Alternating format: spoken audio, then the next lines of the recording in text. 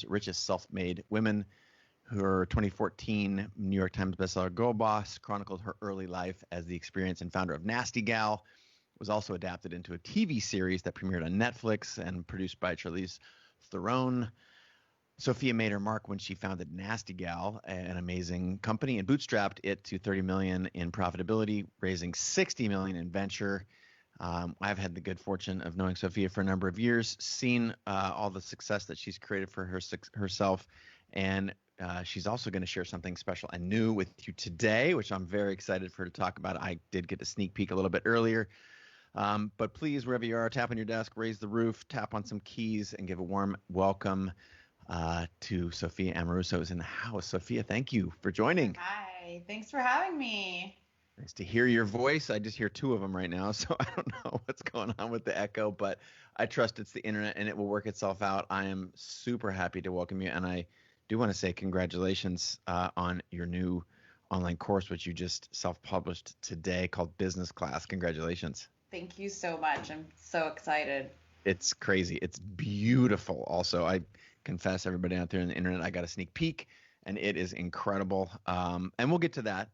But first, tell where in the world are you right now? You're at your home in LA. Where are you? I'm in sunny Los Angeles. Nice. It's not smoky. It's sunny now. But yeah, I'm at home. I don't leave. Nor do I. I've got this background here. We were just talking about it before we got on live. It kind of looks like, sadly, like San Francisco or LA, like last week. That maybe a poor choice on my part, but it's a painting I got from a friend of mine named Mac that I was excited to share. Megan, my background. Wow. So if I was to start somewhere in this conversation, I would want to start back at the beginning of your, what I would call it, entrepreneurial journey. And as you know, the people who pay attention to me and Creative Live, they are creators and entrepreneurs. They identify as that and or creative people. They want to live their life on their terms. And I think that often starts at a really young age. And I'm curious to hear from you where you got your start. What was some of the earliest entrepreneurial mindsets that you remember or experiences that you had? And, you know, was it just being an independent person, or what paved the way for you to get where you are right now? Yeah, I mean, I'm pretty much unemployable, and I think that's where it began. And I didn't intend to start my first business as like a thing that would become a thing that would get really big. I had no idea what I was doing. I was 22 years old and, you know, was using these tools that we all have at our disposal. At the time, it was eBay, PayPal, and MySpace. And now there's, you know, Venmo, Shopify, Squarespace, Etsy, Facebook, Instagram. Very different time. I'm not like that old. I was like 22. It was just like, because it was 15 years ago. But, you know, Bootstrapped Nastygal, which was a vintage clothing store on eBay, to $30 million in revenue profitably from, you know, the back of my 87 Volvo, just Nice. flipping clothes, and then raised about $60 million in venture capital and built it to over $100 million in revenue. Whatever. I guess that's not the beginning, but it was like, I just put one foot in front of the other. I did things that worked again, and I didn't do things that didn't work. So it seemed very logical to me. Like, don't spend more money than you have, sell things for more than you buy them for. I guess don't sit on inventory too long. And then what doesn't work, just stop doing it quickly and iterate quickly. And I didn't consider this, like, I didn't consider an MVP or iteration or pivoting or any of these terms. And I did eventually kind of pivot the business and started selling, you know, other people's brands and curating other people's brands. And then eventually we had our own in-house line. But it was just a lot of common sense, you know, and, you know, Googling, YouTubing, so much of what you want to learn is on the internet. You know, it's the sources can be, debatably valid, and who you're learning from. And that's kind of why I think it's important to listen to people like you who built businesses, and, you know, why I just started what we're going to talk about. But I did learn a lot just from Google and from putting one foot in front of the other. And it's fun. Like, and I'm doing it now. Like, I'm bootstrapping this business, and there's nothing like uploading an image to your website, or like optimizing something, or, you know, writing copy and being really proud of it, or, it's so great to be like on the ground with my business again. And I kind of don't want that to change with this one. Like I don't want investors. Yeah. So going back to the beginning. No. Where in the beginning, it was just you and your, would you say 87 Volvo? Yep. And what was sweet about that you feel like you've returned to? Because so many people, just to qualify my question here, so many people, their vision of their business is to try and make it as big as possible and get 150 or 250 or 1,000 employees and have hundreds of millions in revenue. And, to be fair, these are journeys that both of us have taken. And yet here you are, back not quite out of your 87 Volvo, but, trying to replicate a thing that you had. And I want to know why. What was so good about that made you want to come back? And what are you running to something or from something or both? I'm not running. I'm just here. I've been running to things or just being kind of pushed along by my business and its growth. Honestly, in my first business, it wasn't controllable. In my second business, I was, I had a chip on my shoulder. So I started Girl Boss after the book and the Netflix series. It was a company for 3 years that I sold at the end of last year. And it wasn't really about proving to anybody else that I could get up and whatever, be resilient. I have a mortgage. So yeah, I like made myself employed with my own business again. It's not some magical thing that I'm resilient. I just have 3 poodles that require haircuts, that are barking right now.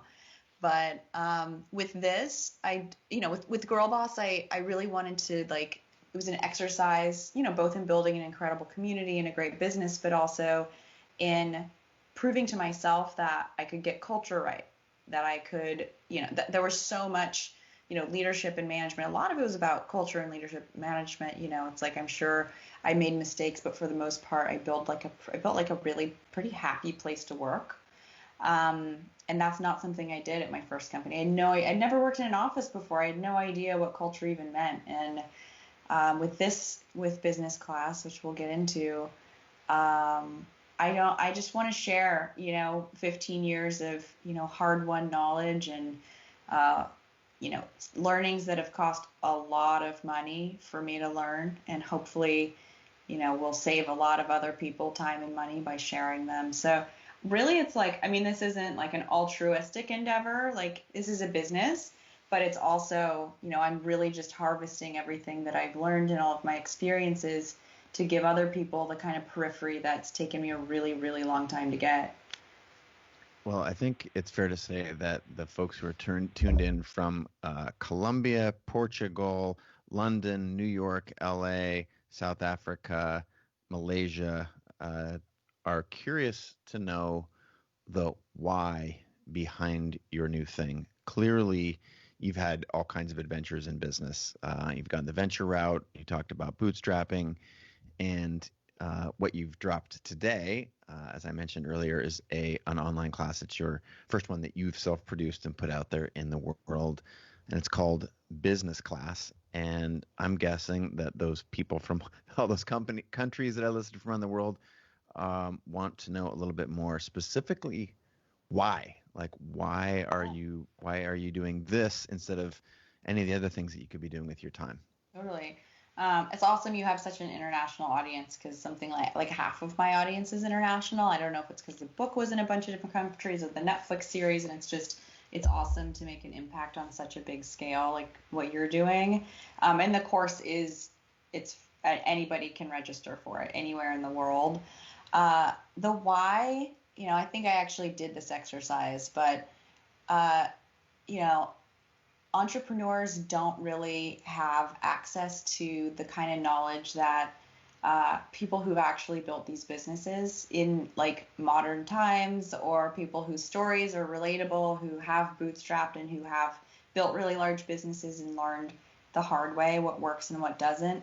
That doesn't really exist. There are business courses that are kind of lightweight, that are like, okay, like let's give you, it's like a glorified YouTube video where someone's being interviewed off camera and they're talking about whatever they're prompted to talk about. But like, this is not just about listening, this is about doing. So I have a tattoo on my arm that says words tend to be inadequate. It's pretty regrettable.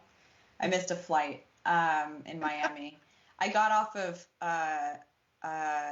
what's that thing called? Summit at Oh yeah, sea.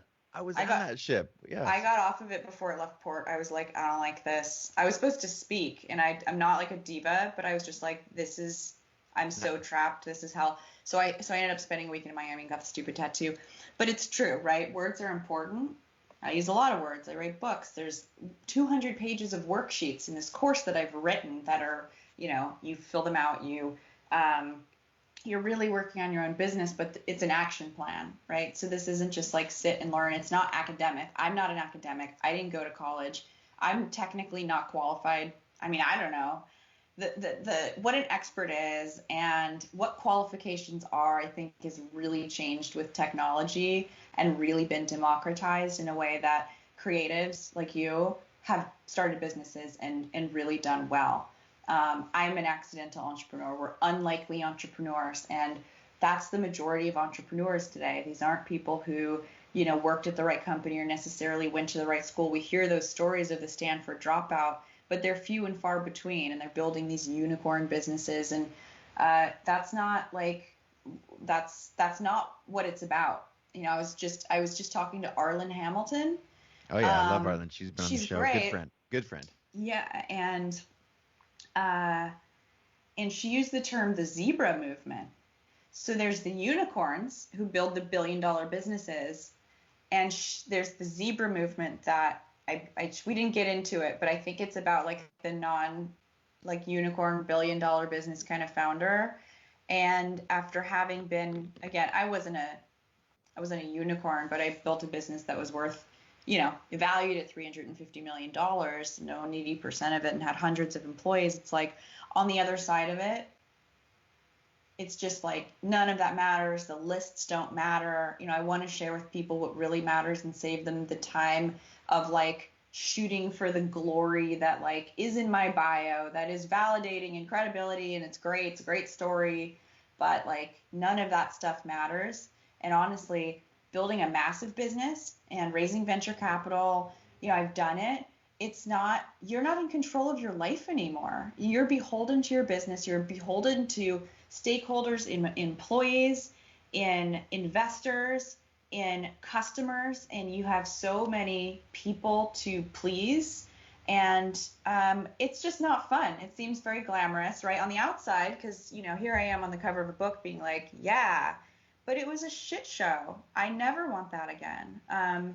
So I think just it's, what I'm trying to do is kind of reframe in some ways like what success means as an entrepreneur or a founder. And it doesn't have to be entrepreneur with an E or founder with with a capital E or founder with a capital F. It's like you can be a small business owner and a founder. You don't have to sit on panels.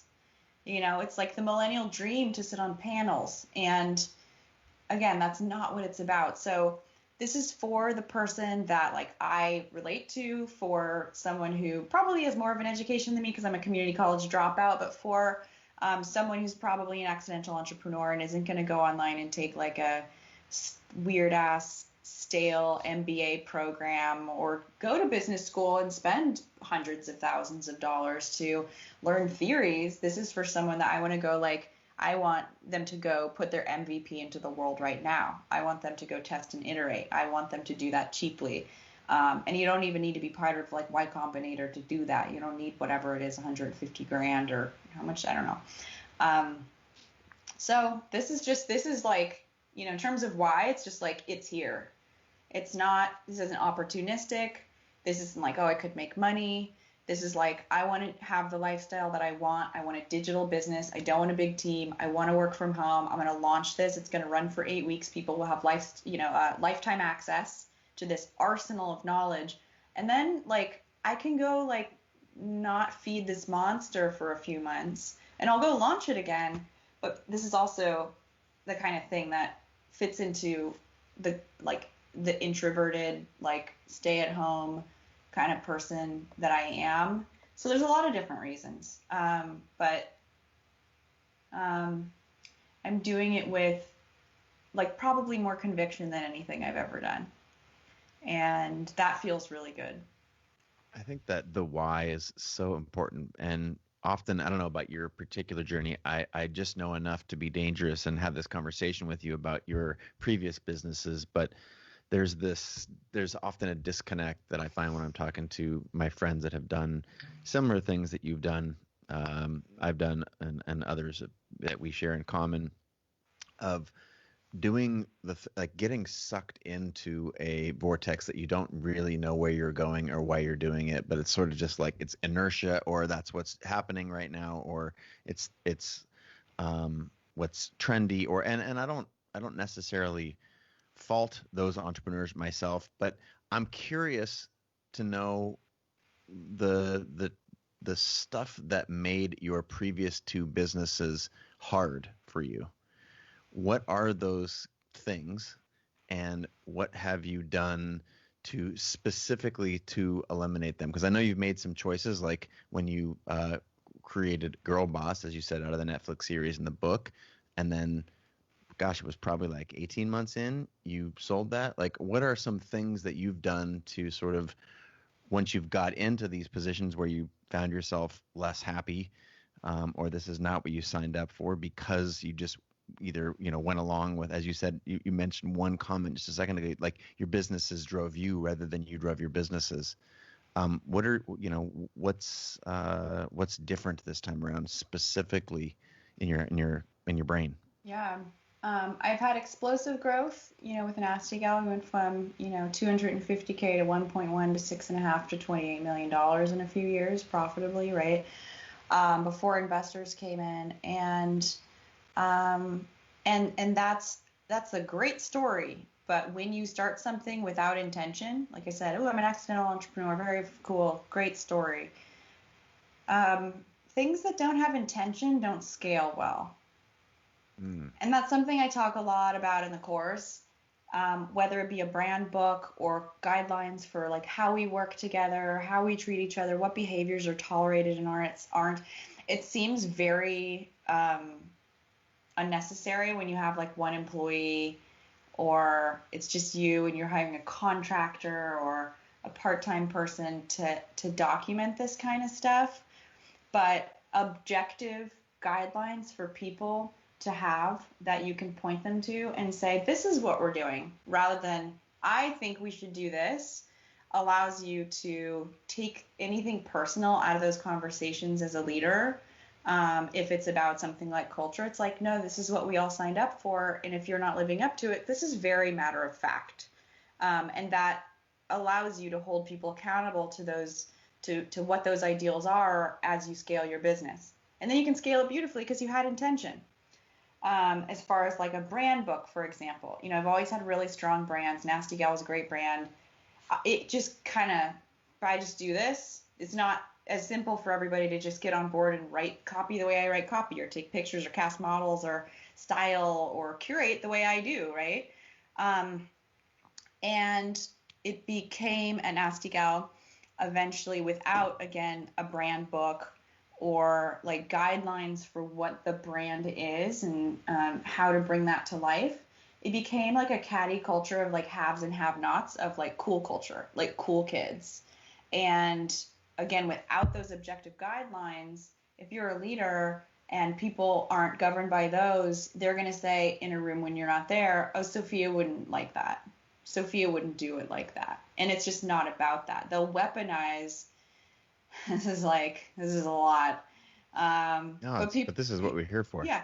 People will weaponize your brand against other people in the company. There's like, the people who like came out of the magazine world. I mean, it was a fashion company. So of course there's people who are like, oh, I inherently know it's cool. And then in a room, they'll just tell someone who has an idea, but maybe didn't, work at the coolest, independent fashion magazine ever. They'll look at this person and be like, that's not on brand. And then the whole that's not on brand thing becomes this thing that people throw around that makes other people feel really bad if they, if they're told that they don't get it. So I guess there's that. I mean, that's a big part of it. And with Girl Boss, I tried to invent a business model. So it was an experiential business. We had podcasts, we had a newsletter.